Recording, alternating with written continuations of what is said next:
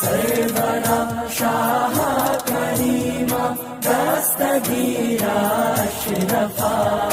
الحمد للہ رب العالمین والعاقبۃ للمتقین والصلاة والسلام علی سید الانبیاء والمرسلین وعلی آلہ واصحابہ الطیبین الطاہرین. اما بعد فاعوذ باللہ من الشیطان الرجیم. بسم اللہ الرحمن الرحیم. یا ایہا الذین آمنوا اتقوا اللہ حق تقاتہ ولا تموتن الا وانتم مسلمون. صدق اللہ العظیم. غوث اعظم بمن بے سر و ساما مدد قبلہ دین مدد کعبہ ایمان مدد انتظار کرم تست من عینی را اے خدا جو خدا بینو خدا دا مدد.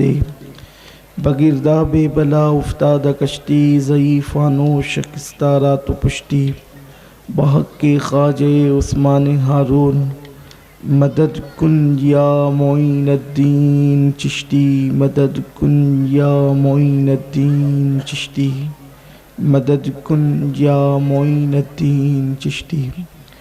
نہایتی ادب اور احترام کے ساتھ اپنے اور ساری کائنات کے مرکز عقیدت انیس بے کساں چارہ ساز درد منداں ہم غریبوں کے غم گسار ہم فقیروں کی ثروت شہر یار ارم تاجدار حرم نوبہار شفاعت شب اسرا کے دولہا نوشہ بزم جنت دانائے سبل مولائے کل ختم الرسل خسرو خوباں سیاح لامکاں وجہ کن فکاں در اللہ المکنون سر اللہ المخزون عالم ما کانا وما یکون آب و گل انبیاء جان و دل اصفیاء مطلع ہر سعادت مقطع ہر سیادت خلاصہ کائنات فخر موجودات حضور احمد مجتبی محمد مصطفیٰ ارواحنا فدا صلی اللہ تعالی علیہ وآلہ وصحبہ وبارک وسلم کی بارگاہ بے کس پناہ میں جس طریقے سے پڑھاؤں بلند آواز سے میرے ساتھ مل کر پڑھیں. الصلاۃ والسلام علیکہ یا رسول اللہ. السلام علیکہ یا رسول اللہ. الصلاۃ والسلام علیکہ یا نبی اللہ. الصلاۃ والسلام علیکہ یا حبیب اللہ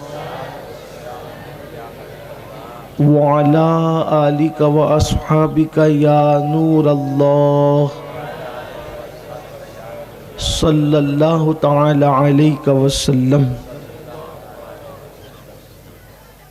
آج ہماری یہ مختصر سی محفل عصر اور مغرب کے درمیان اللہ تبارک و تعالیٰ اسے شرف قبولیت عطا فرمائے. قرآن مقدس کی بڑی مشہور و معروف آیہ کریمہ کی تلاوت کرنے کا شرف حاصل کیا ہے. اللہ تبارک و تعالیٰ اس کے متعلق مجھے حق کہنے اور آپ تمامی خواتین و حضرات کو حق سن کر اس پر عمل کرنے اور اسے عام کرنے کی توفیق عطا فرمائے. آمین. اللہ تعالیٰ قرآن مقدس میں ارشاد فرماتا ہے یا ایہا الذین آمنوا اتقوا اللہ حق تقاتہ. اے ایمان والو اللہ سے ڈرو بے شک جیسا کہ ڈرنے کا حق ہے. اللہ سے ڈرنے کا حق کیا ہے اور ہم اللہ سے کیوں ڈرتے ہیں؟ دیکھیے انسان تو ڈرتا ہے دشمن سے بھی، انسان تو ڈرتا ہے سانپ سے بھی، انسان تو ڈرتا ہے درندوں سے بھی. تم اللہ سے کس طرح ڈرتے ہیں کہ کیا معاذ اللہ دشمنوں سے جس طرح ڈرا جاتا ہے، جس طرح ہتھیاروں سے ڈرا جاتا ہے، جس طرح درندوں سے ڈرا جاتا ہے، اس طرح اللہ سے ڈرتے ہیں؟ نہیں، ہم درندے سے بھی ڈرتے ہیں اور اپنے استاد سے بھی ڈرتے ہیں. ہم دشمن سے بھی ڈرتے ہیں اور اپنے باپ سے بھی ڈرتے ہیں. تو دشمن سے ڈرنے میں اور باپ سے ڈرنے میں فرق کیا ہے کہ دشمن سے ڈرتے ہیں تو اس کے شر سے ڈرتے ہیں، اور دشمن سے ڈرتے ہیں تو اس سے نفرت بھی کرتے ہیں، لیکن باپ سے بھی ڈرتے ہیں۔ تو باپ سے ڈرنے کا مطلب کیا ہے کہ باپ کا ہم احترام کرتے ہیں، اور باپ کے احترام میں جو چیزیں اپنے ابا کو پسند نہیں ہیں ان چیزوں کو چھوڑ دیتے ہیں۔ اپنے استاد سے بھی ڈرتے ہیں، احترام میں ڈرتے ہیں۔ اگر استاد کھڑا ہو تو ہم بیٹھتے نہیں ہیں، اس کی بے ادبی سے خوف کرتے ہیں، اس کی ناراضگی سے خوف کرتے ہیں بلا تمثیل۔ تو اللہ تبارک و تعالیٰ سے ڈرنا ایسے ڈرنا ہے کہ جیسے ایک غلام اپنے آقا کی ناراضگی سے ڈرتا ہو۔ اللہ اکبر۔ یعنی جب باپ کو جو چیز پسند نہیں تو ہم اپنے باپ کے سامنے نہیں کرتے، اس سے ڈرتے ہیں۔ اگر ابا کو سگریٹ پینا پسند نہیں ہے تو ان کے سامنے ہم سگریٹ نہیں پیئیں گے۔ ابا کو پان کھانا گٹکا کھانا پسند نہیں ہے تو ہم ان کے سامنے یہ کام نہیں کریں گے۔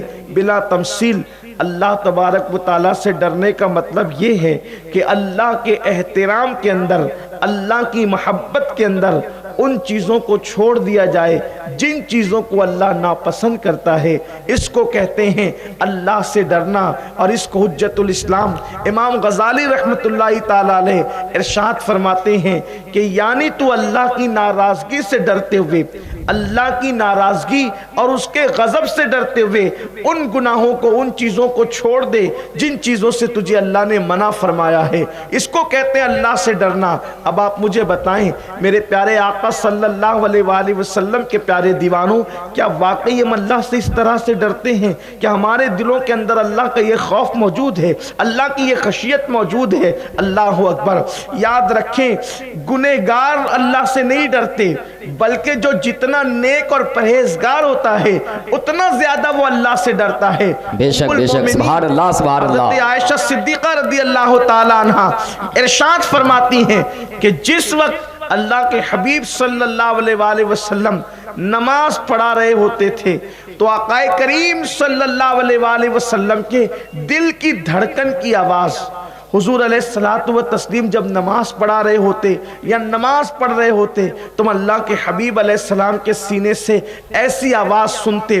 جب ہانڈی پک جاتی ہے تو پکنے کے بعد جیسے کھت کھت کی آواز آتی ہے، اس طریقے سے اللہ کے حبیب صلی اللہ علیہ وآلہ وسلم کے سینے سے ہم آواز سنتے تھے۔ ایک دن میں نے اللہ کے حبیب صلی اللہ علیہ وآلہ وسلم سے عرض کیا کہ یا رسول اللہ صلی اللہ علیہ وآلہ وسلم، میرے ماں باپ آپ پر قربان، آقا جب آپ نماز پڑھ رہے ہوتے ہیں یا نماز پڑھا رہے ہوتے ہیں تو اس وقت میں سنتی ہوں کہ آپ کے سینے سے ایک مخصوص آواز نکلتی ہے، اور اس طرح کی آواز آتی ہے جیسے کھانا بننے کے بعد، سالن بننے کے بعد ہانڈی جب چولہے پر رہے تو جیسے کھت کھت کی ایک مخصوص آواز آتی ہے، اس سے مشابہ ایک آواز میں آپ کے سینے سے نکلتے ہوئے محسوس کرتی ہوں۔ تو اللہ کے حبیب علیہ السلام نے فرمایا عائشہ کیا تم نہیں جانتی کہ میں کس قادر و قیوم کی بارگاہ میں کھڑا ہوں، میں کس رب کعبہ کی بارگاہ میں کھڑا ہوں؟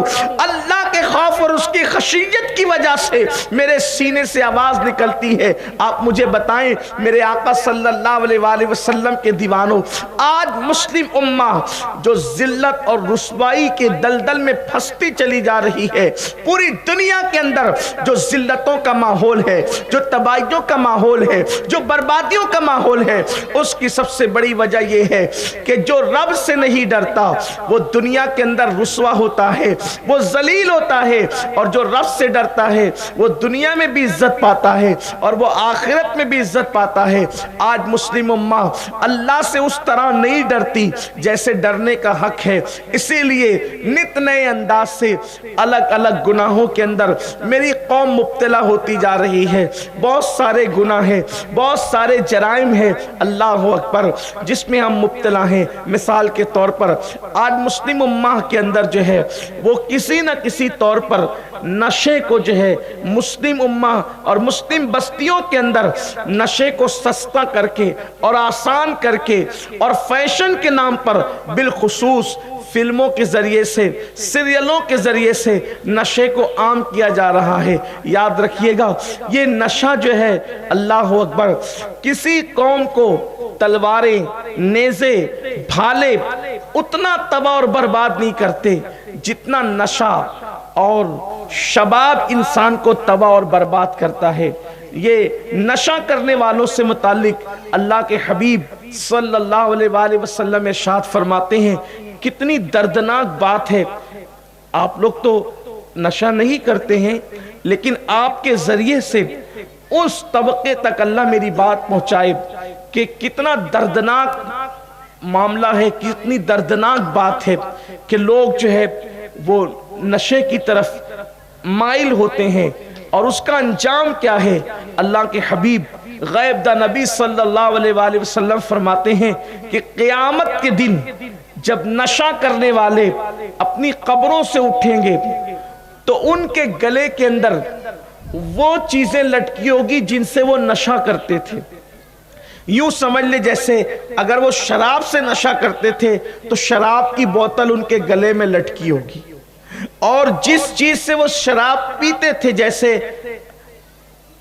کوئی کٹورا ہو، کوئی جام ہو، کوئی پیالہ ہو، تو وہ ان کے ہاتھ میں ہوگا، اور ان کے چہرے سیاہ ہوں گے، کالے ہوں گے، اور ایک حدیث پاک میں آتا ہے یا تو سور کی طرح ہوں گے یا تو بندر کی طرح ہوں گے، اور ان کی آنکھوں سے خون ٹپک رہا ہوگا، وہ خون کے آنسو روتے ہوئے میدان محشر میں آ رہے ہوں گے، اور یہاں تک کہ ان کے جسم پر سانپ اور بچھو چمٹے ہوئے ہوں گے، اور اللہ اکبر ان کے منہ سے پاخانہ بہ رہا ہوگا، ان کے منہ سے غلاظت نکل رہی ہوگی، ان کے منہ سے میلا نکل رہا ہوگا، وہ پاخانے کی الٹیاں کرتے ہوئے نکل آ رہے ہوں گے، اور اس کے بعد یہ کہا جا رہا ہوگا لوگوں دیکھو یہ وہ لوگ ہیں جو دنیا کے اندر نشہ کیا کرتے تھے۔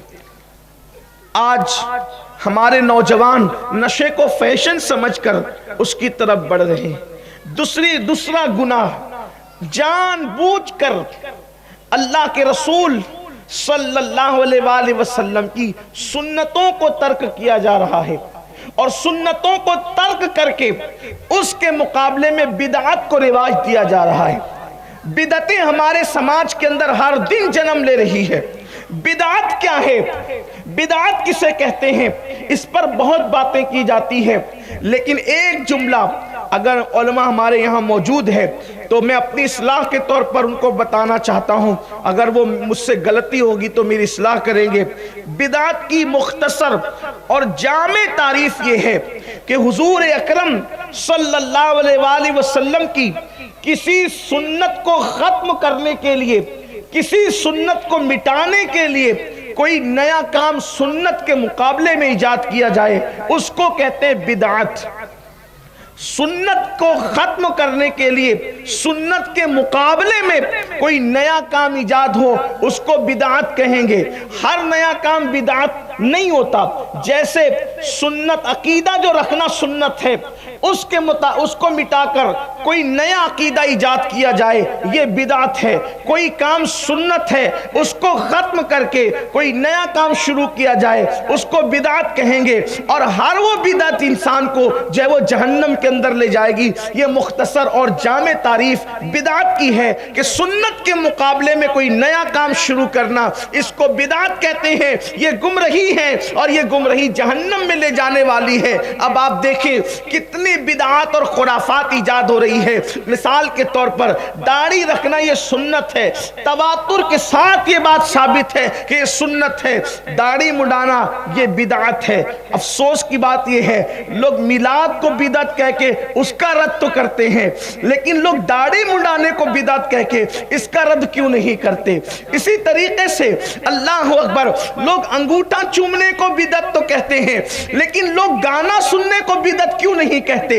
اس لیے کہ رسول اللہ کے دور میں تو نعت سنی جاتی تھی، اور حضور علیہ السلام کا نعت سننا حسان بن ثابت سے یہ بالکل ثابت ہے، اور سیاہ ستہ کی روایتوں سے ثابت ہے، بلکہ اس شوق کے ساتھ اللہ کے رسول نعت سنا کرتے تھے کہ جب حسان نعت لکھ کر لاتے تھے تو اللہ کے رسول جو ہے منبر لگا کر کے حسان کو منبر پہ کھڑا کرتے تھے اور خود زمین پہ بیٹھ کر کے نعت سنا کرتے تھے۔ تو نعرہ تکبیر، سبحان اللہ سبحان اللہ۔ نعت سنت ہے، اب اس کو مٹانے کے لیے گانا ایجاد ہوا ہے تو یہ گانا بدعت ہے۔ تو لوگ انگوٹھا چومنے کے خلاف کھڑے ہوئے جہاد کرنے کے لیے اور اس کو بدعت قرار دے رہے ہیں. لوگ گانے کو بدعت کیوں نہیں کہتے؟ اسی طریقے سے سیرت مصطفیٰ کی تشہیر اور سیرت مصطفیٰ پڑھنا سننا یہ سنت ہے.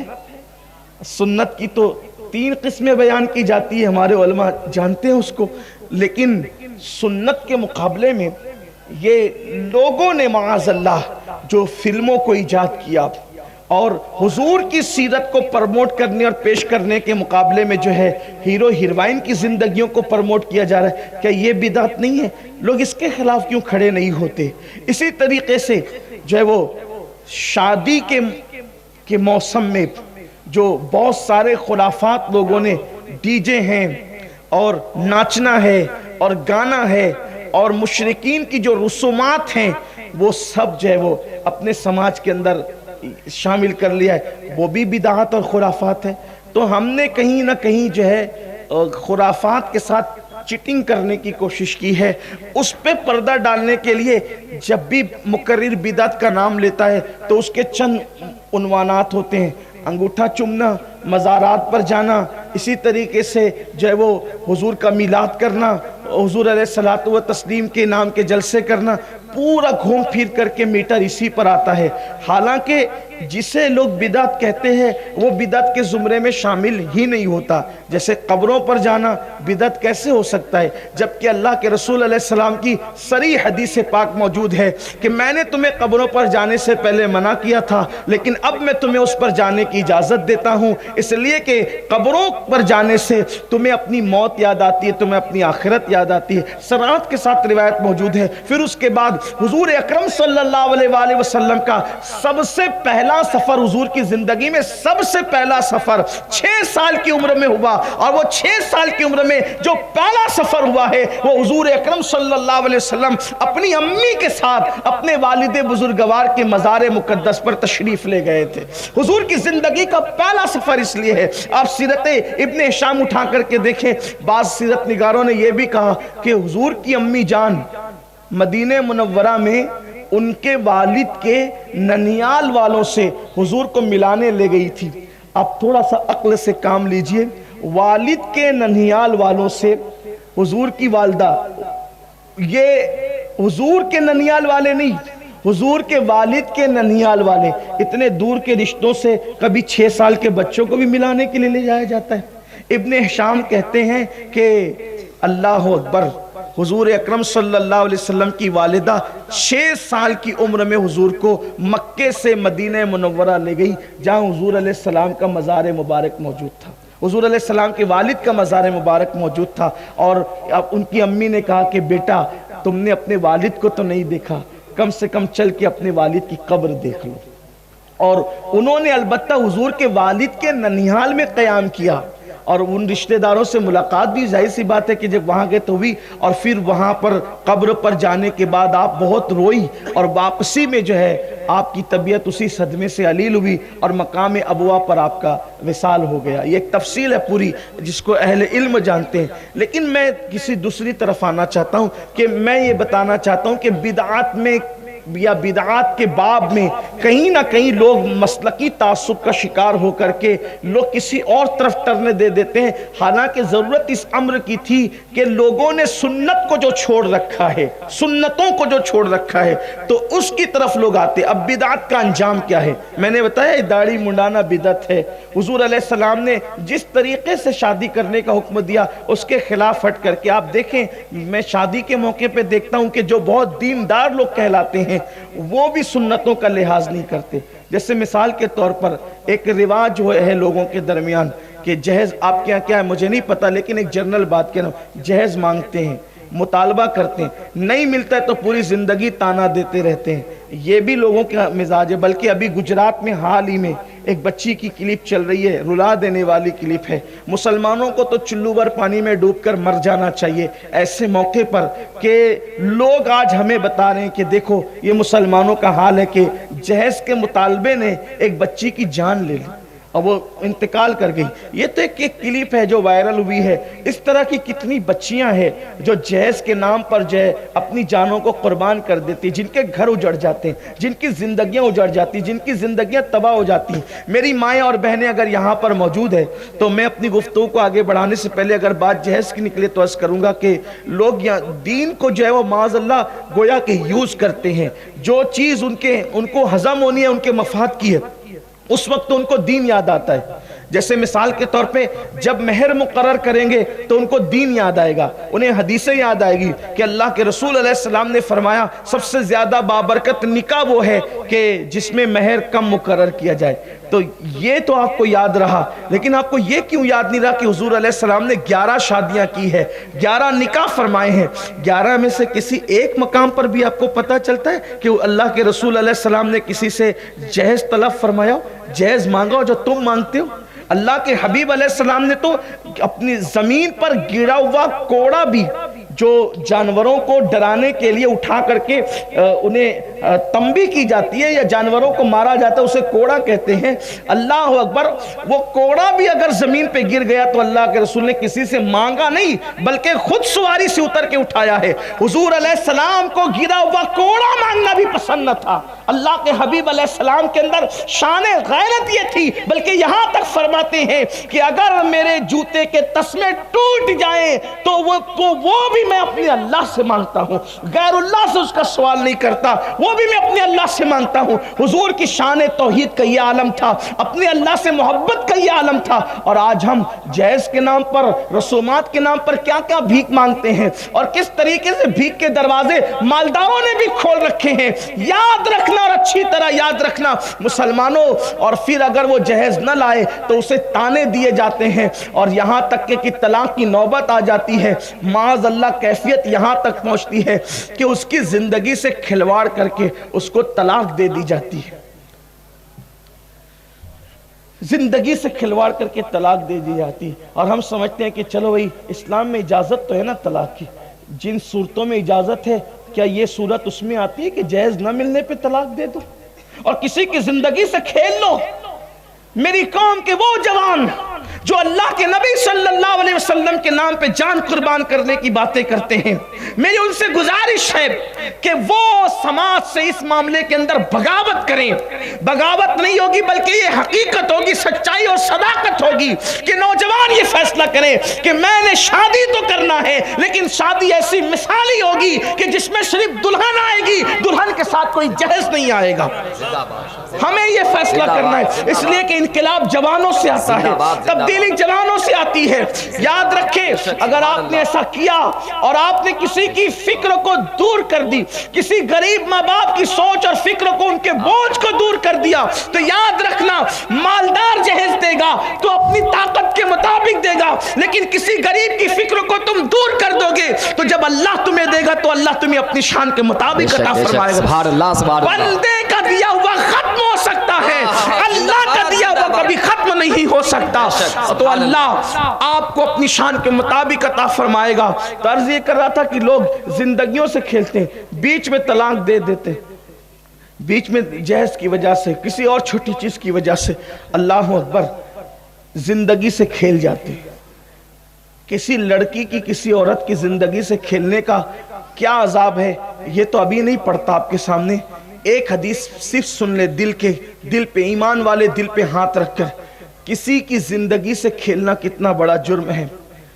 عورت تو عورت ہے, لڑکی تو لڑکی ہے, بہت بڑی ہے اس کی عزت, اس کی آبرو, اس کی زندگی. اگر تم نے کسی چڑیا سے بھی کھیلا نا, چڑیا کی زندگی سے, چڑیا کی زندگی سے, چڑیا کتنی ہوتی, چھٹاک بھر کی ہوتی ہے, اس کا انجام کیا ہے. لیکن یہ حدیث پڑھنے سے پہلے ایک اور طرف اشارہ کرتا ہوں.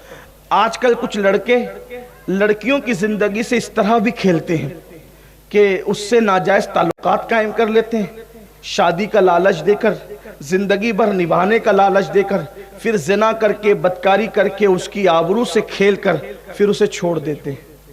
نہ وہ دین کی رہتی ہے نہ وہ دنیا کی رہتی ہے. یہاں میں قوم کی بیٹیوں سے بھی کہتا ہوں کہ آپ کی عزت اور آبرو اتنی سستی نہیں ہے کہ شادی کے وعدے پر آپ کسی کے ساتھ اپنا سب کچھ گنوا بیٹھے. یاد رکھنا دنیا کی ہر دولت ختم ہو جانے کے بعد آدمی کما سکتا ہے، لیکن آبرو اس دولت کا نام ہے کہ ایک مرتبہ چلی گئی بے شک بے شک، تو دوبارہ پھر آپ اس کو نہیں خرید سکتے، بازار سے نہیں خریدی جا سکتی، دولت کے ذریعے سے اس کو جو ہے وہ نہیں کمایا جا سکتا، اس کو حاصل نہیں کیا جا سکتا، بلکہ مر کے زندہ ہو جائیں تو بھی آپ دوبارہ وہ دولت حاصل نہیں کر سکتے۔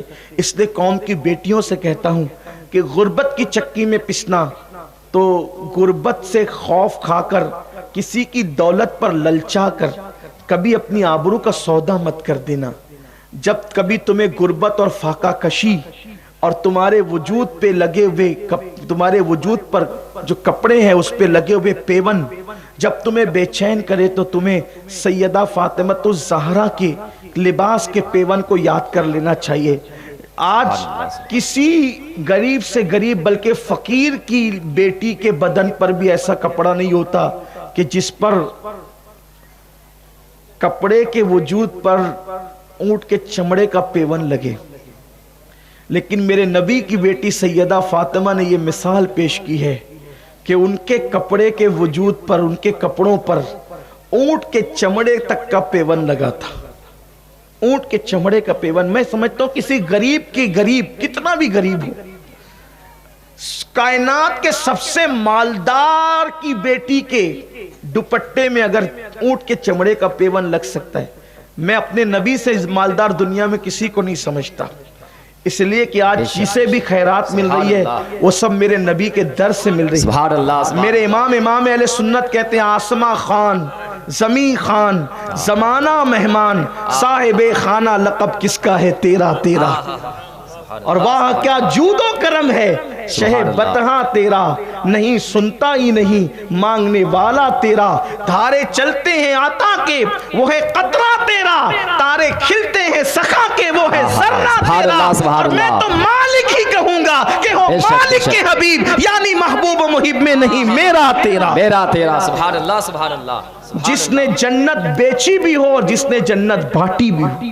بے شک حضور نے جنت بیچا بھی ہے اور جنت بانٹا بھی، اس کا مطلب میرے نبی کو اللہ نے جنت کا مالک بنایا۔ آپ دیکھو مجھ سے کتنی محبت کرتے، بہت محبت ہے آپ کی۔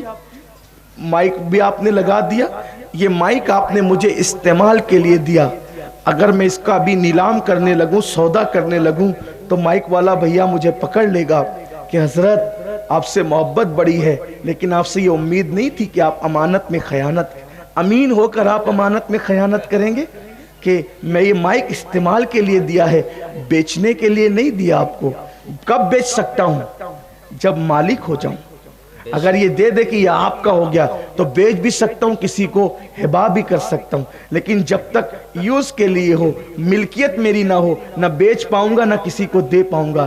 نبی نے جنت بیچی بھی اور نبی نے جنت خیرات میں عطا بھی کر دی، اور دنیا میں بتا دیا جنت کی دعائیں کرنے والوں اور نبی کی برابری کی بات کرنے والوں، نبی تو وہ ہیں جو جنت دے بھی سکتے ہیں خیرات میں اور جنت بیچ بھی سکتے ہیں۔ سبحان اللہ سبحان اللہ، جہاں بانی عطا کر دیں، بھری جنت ہبا کر دیں، نبی مختار کل ہیں، نبی مختار کل ہیں، جس کو جو چاہیں عطا کر دیں۔ سبحان اللہ نبی سبحان اللہ، مختار کل ہیں، نبی مختار جس کو کل ہیں، جو چاہیں عطا کر دیں، اور جہاں میں ان کی چلتی ہے وہ دم میں کیا سے کیا کر دیں، وہ جب چاہیں جسے چاہیں اسے فرما روا کر دیں، وہ جب چاہیں جسے چاہیں اسے فرما روا کر دے، ہر ہوا میں اڑنے والے یوں نہ اترائیں ندا کر دیں، ہوا میں اڑنے والے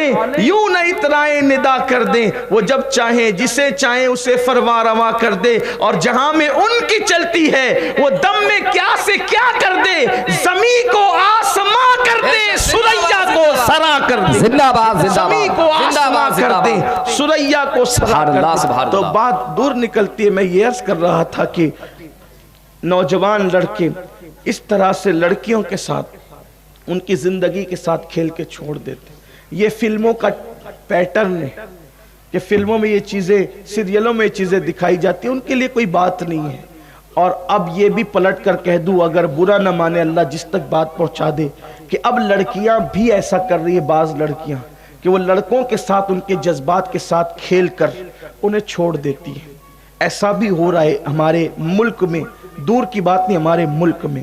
یاد رکھنا کسی کی زندگی سے مت کھیلو، پھر اس کا نتیجہ کیا ہے؟ یا لڑکی پاگل ہو جائے یا لڑکا، یا لڑکی خودکشی کر لے یا لڑکا، زندگی اجیرن ہو جاتی، زندگی برباد ہو جاتی ہے۔ سن لے کسی کی زندگی سے کھیلنے کا انجام کیا ہے۔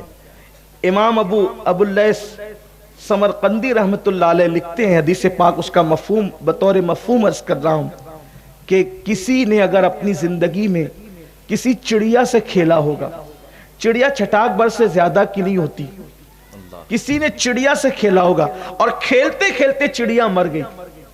چڑیا کھیلنے کی چیز نہیں، لیکن لوگوں کا شوق ہے۔ اگر کسی نے کسی چڑیا سے، دیکھو لوگ چڑیوں سے آج کھیل رہے ہیں، اللہ کے حبیب علیہ السلام نے 1450 سال پہلے بیان کر دیا، اگر کسی نے کسی چڑیا سے کھیلا اور وہ چڑیا مر گئی، کھیلتے کھیلتے چڑیا مر گئی، اللہ کے حبیب غیب دا نبی صلی اللہ علیہ وآلہ وسلم فرماتے ہیں، حدیث پاک کا مفہوم ہے کہ قیامت کے دن وہ چڑیا اللہ کی بارگاہ میں فریاد کرے گی کہ مولا آج عدل کا دن ہے، آج انصاف کا دن ہے، میں تجھ سے انصاف اور عدل چاہتی ہوں، مجھے تجھ سے عدل اور انصاف چاہیے۔ اس وقت اللہ اکبر، اس چڑیا کی آواز، کیونکہ چڑیا کی آواز کتنی نازک ہوتی ہے، اس کی آواز کہاں تک پہنچ سکتی ہے، کس کے کان تک پہنچ سکتی ہے، کس کے کان تک اس کی فریاد جا سکتی ہے، لیکن وہ قیامت کا دن ہوگا، اللہ تبارک و تعالی اس چڑیا کی آواز میں اتنا درد، اتنا سوز اور اتنی کڑک پیدا فرمائے گا کہ فرمایا میرے آقا علیہ السلام نے کہ وہ چڑیا کی آواز بجلی کی کڑک کی طرح ہوگی جس سے مجرم کے کان پھٹ جائیں گے۔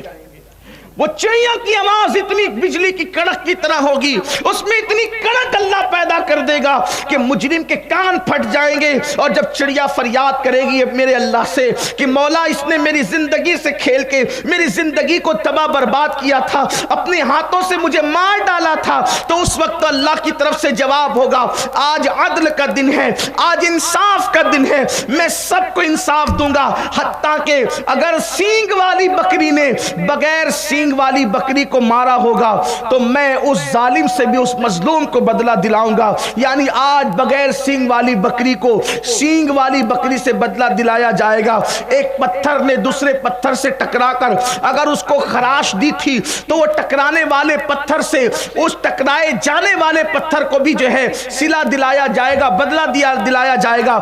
یعنی ہر ظالم کو اس کے ظلم کا مزہ چکھایا جائے گا، اور پھر فرمایا جائے گا فرشتوں سے، اے فرشتوں اگر اس نے پہاڑوں جیسی نیکیاں لے کر کے آیا ہے جس سے میزان بھر سکتا ہے، تو وہ ساری نیکیوں کو اس چڑیا کی فریاد کے بدلے میں جو ہے وہ ضائع کر دیا جائے، اور ایک چڑیا کی زندگی سے کھیلنے کے بعد اس کی نیکیاں پہاڑوں جیسی ہے، اس کے باوجود بھی اس کو منہ کے بل گھسیٹتے ہوئے جہنم میں لے کر جایا جائے۔ مجھے بتاؤ ایک چھٹاک بھر کی چڑیا کی زندگی سے کھیلنے کا جب یہ انجام ہے، تو جس نے عورتوں کی زندگی سے کھیلا ہوگا، بیچ زندگی میں طلاق دے کر، تانے دے کر، جہیز کے نام پر اس کی زندگی کو تباہ کیا ہوگا، یا شادی سے پہلے ناجائز تعلقات قائم کر کے اس کی زندگی سے کھیل کر کے اس کو تباہ برباد کیا ہوگا، ان لوگوں کا انجام کیا ہوگا۔ تو میں یہ عرض کرنے چلا تھا بدعات کے متعلق، تو لوگ جو ہے سنتوں کو چھوڑ رہے ہیں، اور بات میں اختتام کی طرف آ رہا ہوں کیونکہ مغرب کا وقت قریب ہے۔ سنتوں کو چھوڑ کے بدعتوں کو رواج دیا جائے، بہت سی بدعات ہے۔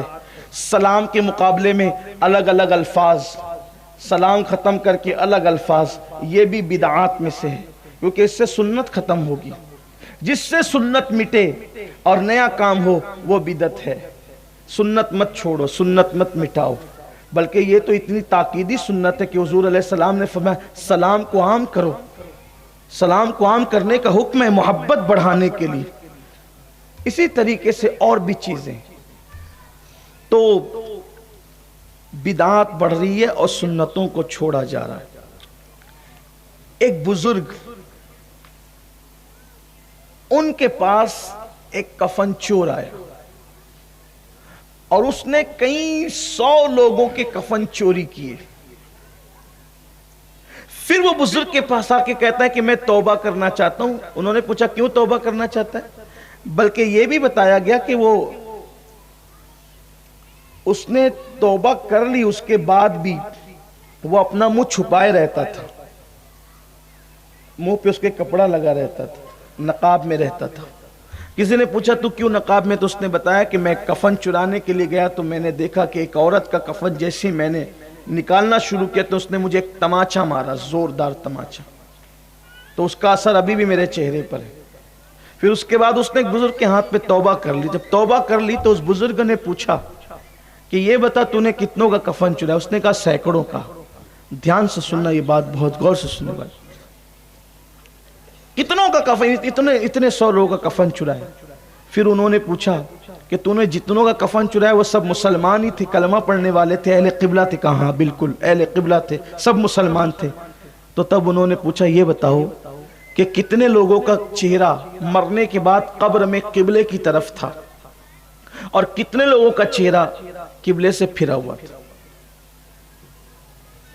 بہت دھیان دینے کی بات ہے، اس لیے کہ ہمارے دلوں میں اللہ کا ڈر نہیں رہ گیا.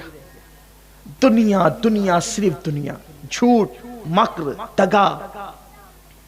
انسان کے سامنے متقی بننا چاہتا ہے، انسان اللہ کی بارگاہ میں متقی نہیں بننا چاہتا.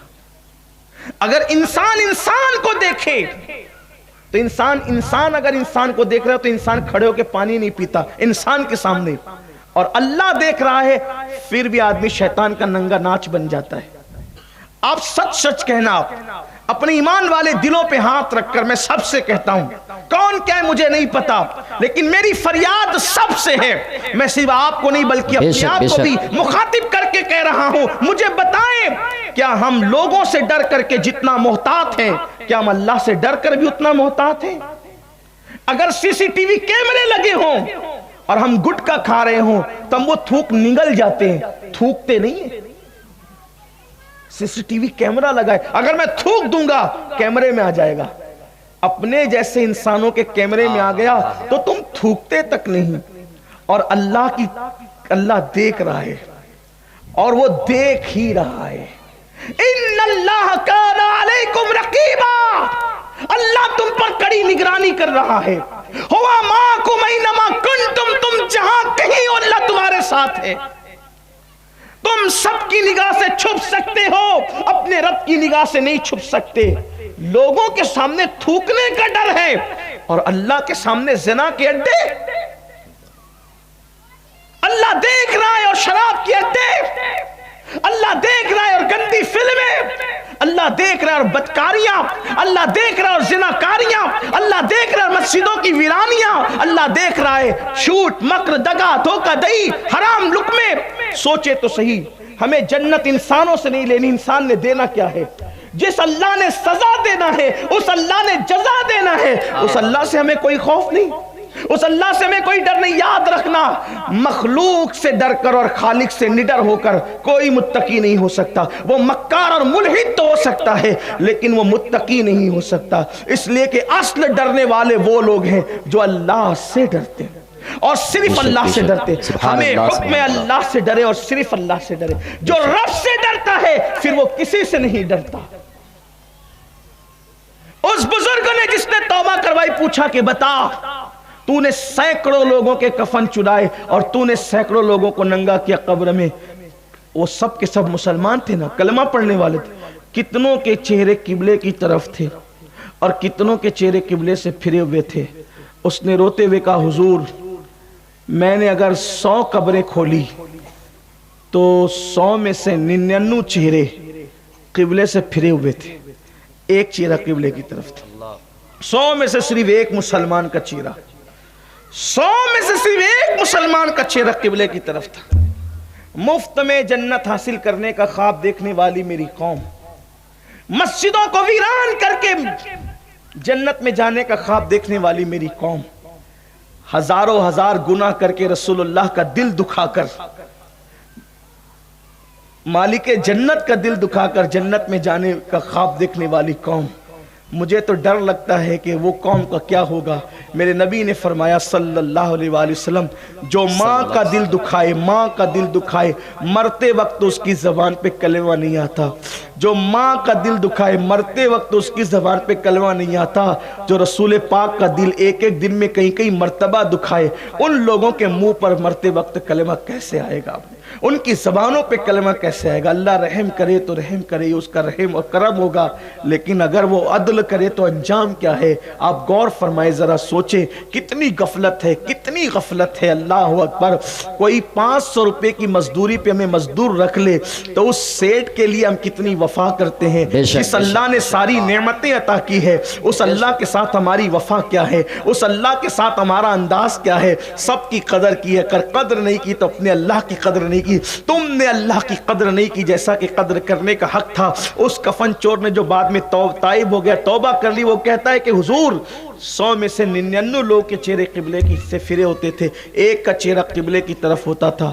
انہوں نے یہ بات بڑے دکھ کے ساتھ امام اوزاعی کو لکھا اور انہوں نے یہ جواب دیا اس بزرگ کو، ان کے اپنے شاگرد کو، کہ بیٹے یہ جو قبلے کی طرف قبر میں لوگوں کے منہ پھرتے ہیں، چہرے پھرتے ہیں، قبلے سے پھرتے ہیں، وہ یوں ہی نہیں پھرتے۔ جو لوگ سنت کے تارک ہوتے ہیں، جو سنت کو ترک کرتے ہیں، جو سنت کو ترک کرتے ہیں، مرنے کے بعد قبر میں ان کے چہرے قبلے سے پھر جاتے ہیں۔ اب آپ مجھے صرف اتنا بتا دیں کہ جو سنت ترک کرے، سنت، قبر میں ان کے چہرے قبلے سے پھر جاتے ہیں۔ جو سنت ترک کرے ان کے چہرے قبر میں قبلے سے پھر جاتے ہیں۔ جن کے ہاتھوں میں فرض ہی کا دامن نہ ہو، جو فرض بھی ادا نہیں کرتے، ان کا کیا حال ہوگا قبر میں؟ اور ان کے چہرے قبلے کی طرف کیسے ہوں گے قبر میں؟ مجھے بتاؤ، قدرت جن کے چہروں کو قبر میں قبلے کی طرف گوارا نہ کرے، قدرت ان لوگوں کو جنت میں کیسے داخل کرنا پسند فرمائے گی؟ اس لیے میری گزارش ہے، ہم اللہ کے عذاب کو، نہ آپ نہ میں، دنیا کا بڑے سے بڑا طاقتور انسان اللہ کے عذاب کو برداشت نہیں کر سکتا۔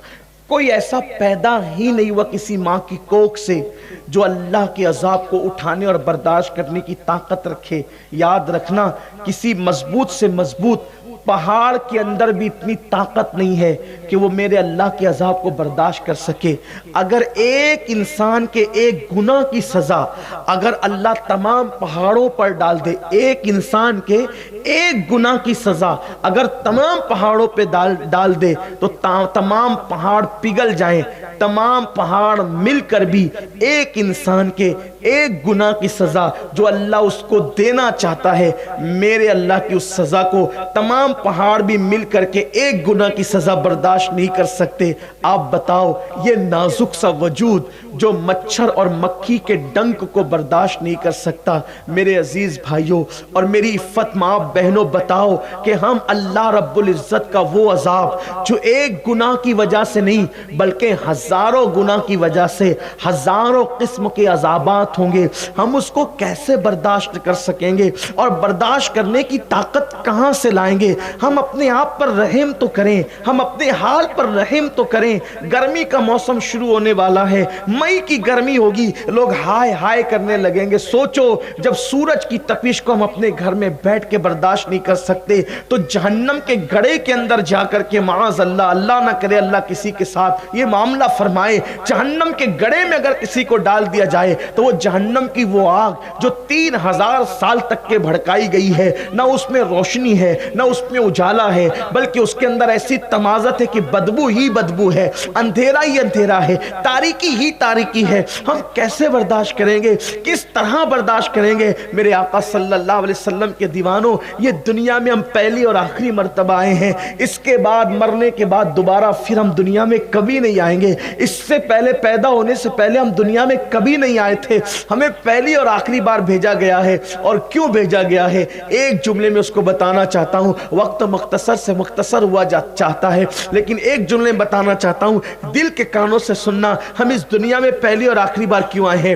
اس دنیا میں اس لیے آئے ہیں اس دنیا کی تیاری کرنے کے لیے، اس دنیا میں آئے ہیں اس دنیا کی تیاری کرنے کے لیے، فانی دنیا میں آئے ہیں باقی رہنے والی دنیا کی تیاری کرنے کے لیے، غیب کی دنیا کی تیاری کرنے کے لیے شہود کی دنیا میں آئے ہیں۔ اس لیے تیاری کر لو، یہ بہت دن نہیں ہے، بہت زیادہ وقت اپنے پاس نہیں ہے۔ دیکھو میرا اللہ فرماتا ہے الذی خلق الموت والحیات لیبلوکم ایکم احسن عملا، کہ ہم نے موت اور زندگی کو پیدا کر کے تمہارا امتحان لیا ہے، جانچیں ہم کہ کون تھوڑی سی زندگی کو پا کر اچھا عمل کرتا ہے۔ ہمیں بہت دن تک کے نہیں جینا، موت کی تلواریں میرے اور آپ کے سروں پہ لٹک رہی ہے، پتہ نہیں کون کتنے دن جیے گا۔ ایگزام حال بہت دن تک نہیں ہوتا، بہت وقت میں نہیں ہوتا، بہت مختصر وقت کے لیے ایگزام حال سجتا ہے اور پھر اس پر نتیجہ نکلتا ہے۔ آپ نے کسی ایگزام حال کے اندر کسی کو موبائل پر گیم کھیلتے دیکھا ہے؟ ایگزام حال کے اندر آپ نے کسی کو فیس بک پر جو ہے وہ چیٹنگ کرتے دیکھا ہے، چیٹنگ کرتے دیکھا ہے؟ آپ نے ایگزام حال میں کسی کو یوٹیوب میں مصروف دیکھا ہے؟ آپ نے ایگزام حال میں کسی کو دوست کے ساتھ ہنسی مذاق کرتے دیکھا ہے؟ حیرت ہے، اگر دنیا کا ایگزام حال سج جائے تو ہم وہاں اتنے سنجیدہ ہو جاتے ہیں۔ قدرت نے ہمیں اس دنیا کے اندر ایگزام ہال کے اندر بھیجا ہے۔ یہ دنیا کی جو رانائیاں اور رنگینیاں ہیں، جب اس میں ڈوب گئے ہیں، ہم کسی کی تیاری کے لیے آئے، کسی کا امتحان دینے کے لیے آئے، بہت جلدی اس سے نکل کر کے نکل جانا ہے، چلے جانا ہے اپنی منزل کی طرف اور پھر نتیجہ آنا ہے۔ دنیا کا ٹیچر ایگزام ہال میں بٹھائے، دنیا کا ایگزامنر ایگزام ہال میں بٹھائے تو نہ وہاں فیس بک ہے، نہ وہاں یوٹیوب ہے، نہ وہاں دوستوں کے ساتھ دل لگی ہے۔ قدرت نے ہمیں ایگزام ہال میں بٹھایا ہے۔ کتنے غیر سنجیدہ ہیں ہم۔ آخر وہ کون سا گناہ ہے جو ہماری زندگی کے اندر نہیں ہے؟ ہم گناہ پر گناہ کیے جا رہے ہیں، ہمیں اس دنیا کی تیاری کی کوئی فکر ہی نہیں ہے۔ یاد رکھنا، اگر وہاں کے لیے تیاری نہیں کی ہے، بہت جلد موت کا فرشتہ آنے والا ہے اور دبوچنے والا ہے اور روح کا رشتہ جسم سے ٹوٹنے والا ہے۔ اس وقت پچھتانے سے کام نہیں چلے گا۔ اس لیے اپنے وقت کو ضائع مت کرو، اپنے ٹائم کو ضائع مت کرو گناہ۔ نماز کے لیے وقت نکالو، پابندی کے ساتھ نمازیں پڑھو۔ جب سنتیں چھوڑنے پر قبلے کی طرف قبر میں منہ نہیں رہتا تو جو لوگ روزہ نہیں رکھتے، رمضان شریف میں، رمضان شریف کا موقع آ رہا ہے، لوگ روزہ نہیں رکھتے، چھپ چھپ کر کھاتے ہیں، چھپ کے کھانے والے، تو سب سے چھپ سکتا ہے کیا اپنے رب سے بھی چھپ سکتا ہے؟ ہوٹلوں میں چھپ چھپ کر کھانے والوں، بتاؤ تم سب سے چھپ سکتے ہو؟ مسلموں کی ہوٹلیں چھوڑ کر شرم کے مارے غیر مسلموں کی ہوٹل میں جانے والوں کہ وہاں کوئی مسلمان نہیں دیکھے گا، چلو چھپ کے کھا لو۔ مسلمان نہیں دیکھے گا، لیکن کیا مسلمانوں کا رب بھی نہیں دیکھے گا؟ اللہ اکبر! کتنی بے شرمی ہے، کتنی بے غیرتی ہے، کتنی بے حیائی ہے۔ لوگ کہتے ہیں میں بیمار ہوں اس لیے روزہ نہیں رکھتا۔ نادان! میرے نبی نے فرمایا روزہ رکھو اور صحت مند ہو جاؤ۔ روزہ کبھی بیماری نہیں بڑھاتا، بلکہ روزے کی برکت سے انسان صحت مند ہو جاتا ہے۔ روزہ انسان کو صحت مند کرتا ہے، روزہ انسان کو تندرست کرتا ہے۔ نہ نماز ہے، نہ روزہ ہے، نہ کھلے دل سے زکوٰۃ ہے، نہ کھلے دل سے صدقہ ہے، کچھ کرتے ہی نہیں ہے۔ اللہ اکبر! ڈاکٹر لاکھوں کا بل بنا دے تو دیں گے، لیکن صدقہ نہیں نکالیں گے، جبکہ میرے آقا علیہ السلام نے فرمایا اپنے بیماروں کا علاج صدقے کے ذریعے سے کرو۔ دوا کھانے میں جانے سے پہلے، بیماروں کو دوا کھانے میں لے جانے سے پہلے صدقہ نکال دیا کرو۔ واللہ آقا فرماتے ہیں بیماروں کا علاج صدقے کے ذریعے سے کرو۔ جس بیمار کے نام سے صدقہ نکل جاتا ہے، حیرت انگیز طور پر اس کو اللہ صحت نصیب فرماتا ہے، لیکن ہم صدقہ نہیں کرتے۔ صدقہ نکالو، بلائیں ٹلتے۔ صدقہ تمہاری بلاؤں سے جنگ کرتا ہے، صدقہ تمہاری بلاؤں سے لڑتا ہے اور بلائیں ہار جاتی ہے، صدقہ جیت جاتا ہے۔ یہاں تک فرمایا گیا جب تم صدقہ دیتے ہو تو تمہارے صدقے کی پرورش اللہ ایسے کرتا ہے جیسے تم اپنے بچڑوں کی پرورش کرتے ہو، بلکہ جنت میں اسے بو دیا جاتا ہے اور پھر 1 کا 10 ہوتا ہے، 10 کا 100 ہوتا ہے، 100 کا 1000 ہوتا ہے، اس طریقے سے وہ بڑھتا رہتا ہے اور اللہ پھر جب تم جنت میں جاؤ گے تو اس کا صلہ تمہیں عطا فرمائے گا۔ میرے آقا علیہ السلام فرماتے جو چاہتا ہے کہ اللہ اس کو بری موت سے بچائے تو وہ سیدھے ہاتھ سے صدقہ دے، ایک ہاتھ سے صدقہ دے تو دوسرے ہاتھ کو خبر نہیں ہونے دے، اللہ اس کو بری موت سے بچائے گا۔ آقا فرماتے جو چاہتا ہے اللہ اس کی عمر لمبی کرے، اس کو چاہیے کہ وہ صدقہ دیا کرے۔ آقا ارشاد فرماتے جو چاہتا ہے کہ اللہ اس کے رزق میں برکت دے، اسے چاہیے کہ وہ صدقہ دیا کرے۔ اللہ کے رسول علیہ السلام فرماتے جو چاہتا ہے کہ اللہ اسے بڑی بیماریوں سے، بلاؤں سے بچائے، اس کو چاہیے کہ وہ صدقہ دیا کرے۔ لیکن یہ بھی ہماری زندگیوں سے ختم ہوتا چلا گیا ہے. ہم نے صرف دنیا کی رنگریلیوں میں اپنے آپ کو ڈبا دیا ہے. گفتگو سمیٹتے ہوئے اتنا عرض کروں, بہت وقت ہو گیا, ہم نے بہت وقت ضائع کر دیا, ہم نے اپنی زندگی ضائع کر دیا, اکثر وقت ضائع کر دیا. پتہ نہیں کب بلاوا ہے اور ہم پلٹ جائیں. گناہوں کو مٹانے کا ایک آسان ذریعہ ہے, سب سے آسان, سب سے سستا, سب سے کامیاب ذریعہ. اپنے اللہ کو منا لو, اپنے اللہ کو راضی کر لو.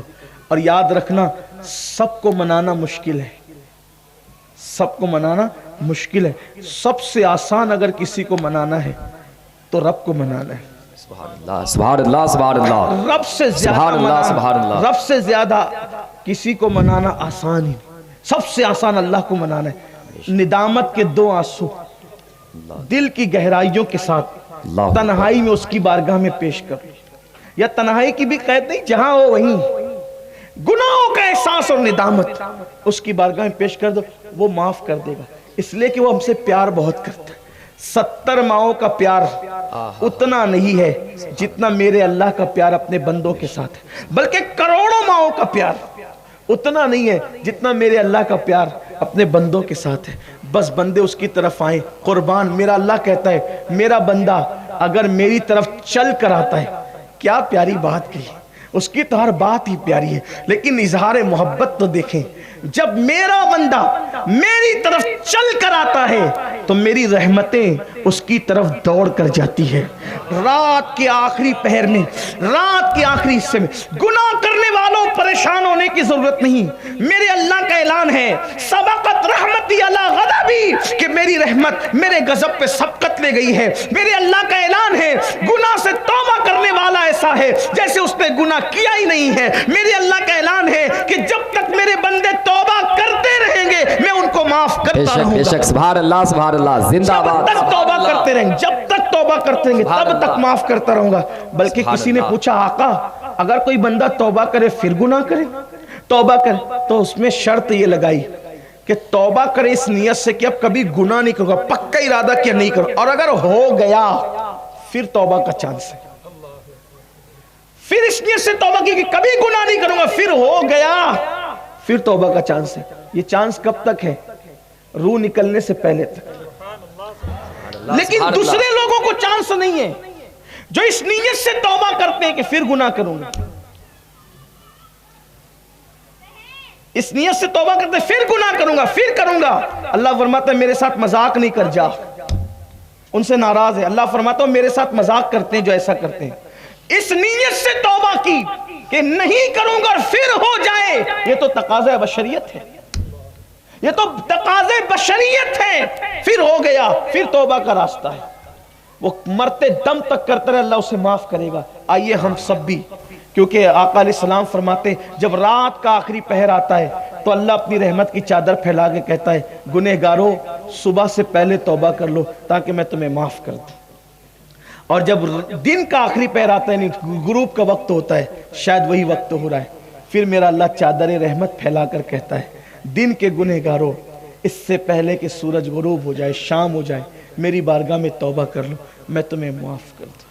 اور یاد رکھنا زندگی میں ایک بات اچھی طرح یاد رکھنا کہ جب کوئی بندہ سچی توبہ کر لیتا ہے تو اللہ صرف اس کو معاف ہی نہیں کرتا بلکہ اس کے گناہوں کو بھی اللہ نیکیوں میں تبدیل فرماتا ہے. سبحان اللہ سبحان اللہ. اس لیے اپنے اللہ کی بارگاہ میں سچی توبہ کریں. بس 2 سے 3 منٹ بچے ہوئے ہیں میری گفتگو کو, اس میں میں مختصر ایک بات بیان کروں کہ اللہ تبارک و تعالیٰ کے بندے اگر کوئی توبہ کر لے, اگر کوئی بندہ توبہ کر لے, اللہ اسے کس مقام پر پہنچاتا ہے, اللہ اسے کس مرتبے پہ پہنچاتا ہے. کیونکہ اللہ کا اعلان ہے کہ جو توبہ کر لیتا ہے میں اس کو اپنا محبوب بنا لیتا ہوں. یعنی گویا کہ سچی توبہ کرنے والوں کو سیدھا ولایت کی بشارت ہے. سچی توبہ کرنے والوں کو ولایت کی بشارت ہے کہ انہیں محبوب, اللہ کا محبوب کون, جسے محبوبیت کا مقام مل جائے تو پھر وہ ولی نہیں ہوگا تو کون ہوگا ولی؟ اور کہتے کس کو؟ خدا کے محبوب کو تو ولی کہتے ہیں. پانی پر چلنے والے کو, ہوا میں اڑنے والے کو محبوب نہیں کہتے.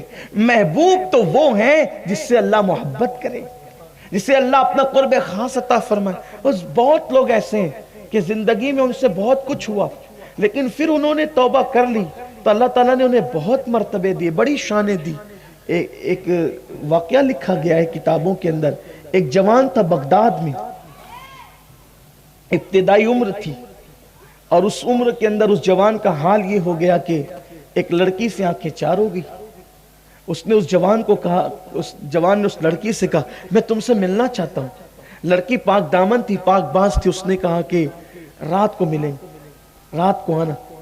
بس اتنا سننا تھا. وہ شام ہوئی تو سارے کام چھوڑ کے وہ جوان اس کے گھر کے سامنے آ کے کھڑا ہو گیا. کھڑا رہا. آخر کار جب فجر کی اذان بغداد معلیٰ کی مسجد کے میناروں سے ہونے لگی تو اس کو ایک جھٹکا سا لگا. کھڑے سردی کی طویل رات میں کھڑے, ارے عشاء کا وقت ہو گیا, وہ لڑکی آئی نہیں. لیکن جیسے ہی مؤذن نے الصلاۃ خیر من النوم کہا, اس کی اور غلط فہمی دور ہوگی اس جوان کی, اور اس نے کہا ارے عشاء کا وقت نہیں ہوا, یہ تو فجر کا وقت ہو. اور اس کے دل نے, اس کے ضمیر نے اس کو کچوکے. قدرت جب کسی کو اپنی طرف بلانا چاہتی ہے تو پھر اسے کسی خطیب کی ضرورت نہیں ہوتی. بے شک بے شک. کبھی کبھی اس کا دل اس کو خود نصیحت کرتا ہے, ملامت کرتا ہے. ایسے اسباب بنتے, ایسے حالات بنتے. قدرت کسی بھی طرح سے اسباب, اس کی شان ہے, اسے کیا ہے, بڑی عظیم شان ہے اس کی, وہ اسباب بنا دیتی. کبھی پتھر بھی بول پڑتے انسان کی اصلاح کے لیے, کبھی جانور بھی بول پڑتے انسان کی اصلاح کے لیے, بلکہ کبھی کبھی گناہ کے آلات بول پڑتے انسان کی اصلاح کے لیے. قدرت جب اپنی طرف بلانا, والذین جاہدوا فینا لنہدینہم سبلنا, جو ہماری راہ میں کوشش کرتے ہیں ہم ان کے لیے اپنی راہیں پیدا کر دیتے, راہیں بنا دیتے, راستے دے دیتے. ان کو راستہ نہیں, راستے دے دیتے. آ جاؤ, اوروں کی طرف جانے کے لیے پرخار وادیاں ہیں, پرخار راستے ہیں. قدرت کی طرف آنے کے لیے ایسی پرکشش راستے, لیکن کوئی جانے کو تیار تو ہو. ہم تو مائل بکرم ہے, کوئی سائل ہی نہیں, راہ دکھلائے کسے راہ روے منزل ہی.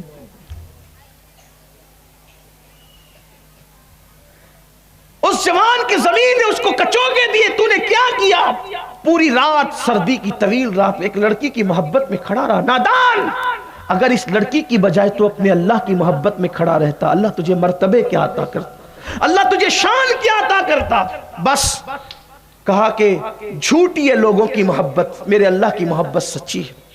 وہ سچا, اس کی محبت سچی, اس کا قول سچا, اس کا کلام سچا, اس کے رسول سچے, اس کے ولی سچے, اس کا وعدہ سچا. یہ جھوٹے مکار لوگ ہیں دنیا کے.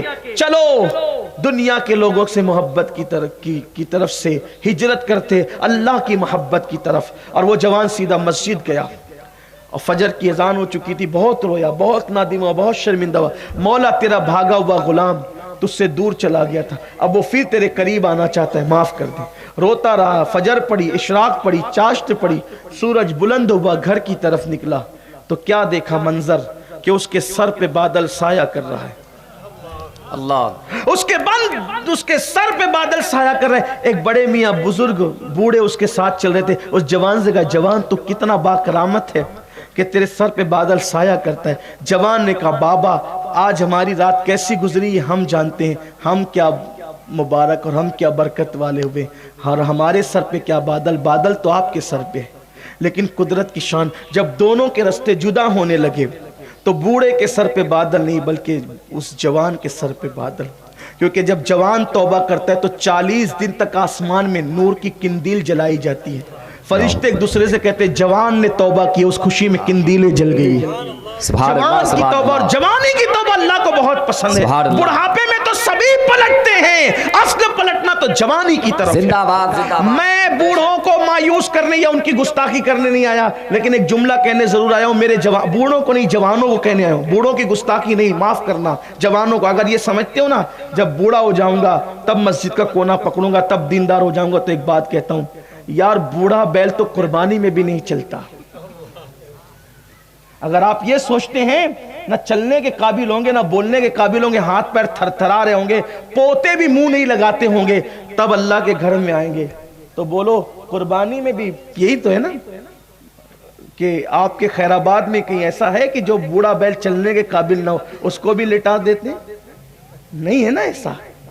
قربانی کے لیے تو جوان ہے یار. جب قربانی کے لیے جوان چاہیے, قربانی کے لیے جس کے ذریعے سے عبادت ہو رہی ہے, جب اس کو جوان ہونا لازم قرار دیا گیا ہے تو جو عبادت کرے, جو عبادت کرے وہ جوان ہو تو پھر مزے کیا ہے. آپ کہیں گے بوڑھوں کی عبادت قبول نہیں. ارے بوڑھوں کی عبادت کے تو بڑے درجے ہیں, لیکن کب جب جوانی میں بھی عبادت کرتا تھا, اب بوڑھا ہو گیا ہے صحیح نہیں کر پاتا, تو اللہ فرشتوں سے کہتے ہیں فرشتوں جوانی میں اتنی رکعت پڑھتا تھا, اب بڑھاپے کی وجہ سے پڑھ نہیں پاتا, تو کم مت کرنا, نہ بھی پڑھے تو لکھتے رہنا.